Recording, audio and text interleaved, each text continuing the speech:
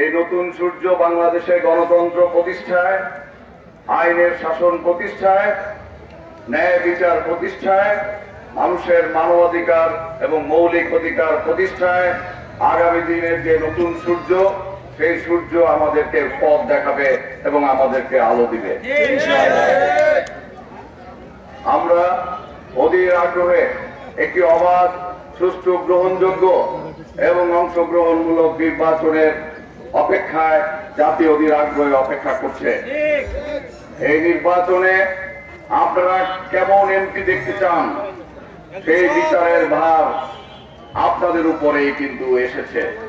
এতদিন আপনাদের ইচ্ছায় কিংবা অনিচ্ছায় কোনো এমপি নির্বাচিত হতো না, কিংবা কোনো জনপ্রতিনিধি নির্বাচিত হতো না। সরকারের ইচ্ছায় জনপ্রতিনিধি নাজিল করে আমাদের উপরে পাঠিয়ে দেওয়া হতো। আমাদের ভোট লাগতো না, আমাদের পছন্দের কোনো মূল্য বা মর্যাদা ছিল না।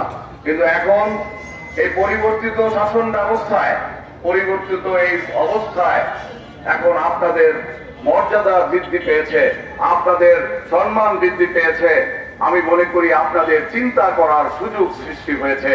আপনারা আপনাদের জনপ্রতিনিধি হিসেবে কেমন এমপি দেখতে চান, সেই এমপি আপনাদের ভাগ্য উন্নয়নে, এলাকার ভাগ্য উন্নয়নে কি কাজ করবে, সেই বিষয়ে সম্পূর্ণ সিদ্ধান্ত নেওয়ার ভার আপনাদের উপরে এসেছে। সুতরাং আমরা বিশ্বাস করি যে আপনারা সুচিন্তিত রায় দিবেন, যাকে দিয়ে এই এলাকার মানুষ শান্তিতে বসবাস করবে।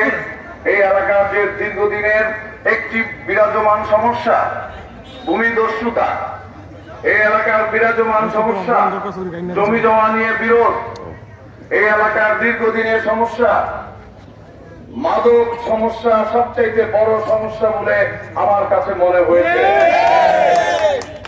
যারা মাদক ব্যবসা করেন তাদেরকে বলতে চাই, দয়া করে এই ব্যবসা ছেড়ে দিন, ভালো পথে আসুন, ভালো ব্যবসা ধরুন, ভালো ব্যবসা করুন, হালাল ব্যবসা করুন।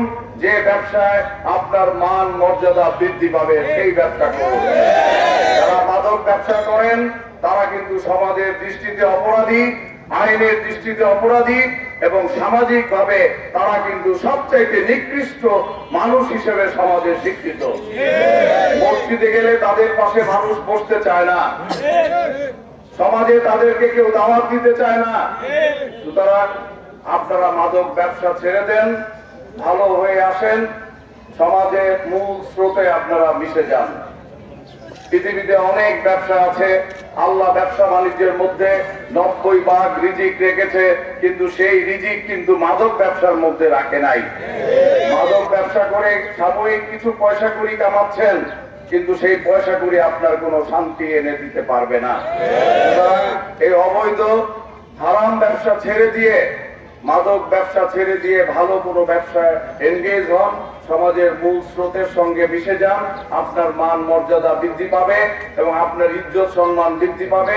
আপনার ছেলে মেয়ে সমাজে ভালোভাবে বাঁচতে পারবে, আপনার ছেলে মেয়ে ভালো জায়গায় বিয়ে হবে। না হলে আপনার ছেলে মেয়ে মাদক ব্যবসায়ীর ছেলে মেয়েদেরকে কেউ ভালো জায়গায় বিয়েও দিতে পারে না। সুতরাং আমি এই এলাকার একটি বড় সমস্যা, যারা মাদক ব্যবসা করেন তাদেরকে কিন্তু আমি বলেছি, আর যারা মাদক সেবন করেন তাদের উদ্দেশ্যে বলবো, যদি আগামী দিনে বাংলাদেশ জাতীয়তাবাদী দল আপনাদের ভোটে নির্বাচিত হয় এবং আমি যদি জাতীয় সংসদে নির্বাচিত হতে পারি, এই এলাকা 90 দিনের মধ্যে মাদক মুক্ত করব। যারা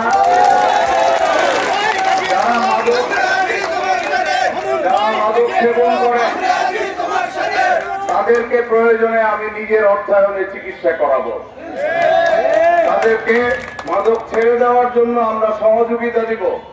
তাদেরকে সমাজের মূল ধারায় ফিরে আনার জন্য আমরা খেলাধুলার ব্যবস্থা করে দিব, অন্যান্য সামাজিক কাজকর্ম করার সুযোগ করে দিব, অন্যান্য বিনোদনের ব্যবস্থা করে দিব, যাতে করে এই যুব সমাজ মাদকের আসক্ত না হতে পারে। তারা যেন সমাজের মূল ধারায় খেলাধুলা বা অন্যান্য যে বিনোদন রয়েছে সেগুলিতে যেন ফিরে আসতে পারে, সেই ব্যবস্থা আমরা করে দিব। প্রত্যেক ওয়ার্ডে আমরা যদি একটি করে খেলার মাঠ করে দিতে পারি, তাহলে অবশ্যই আজকে যুব সমাজ যে খেলার মাঠের অভাবে কিংবা পড়াশোনা পাঠাগারের অভাবে, আগে দেখতাম এলাকায় লাইব্রেরি হতো, ছেলেমেয়েরা অবসর সময়ে লাইব্রেরিতে পড়াশোনা করতো।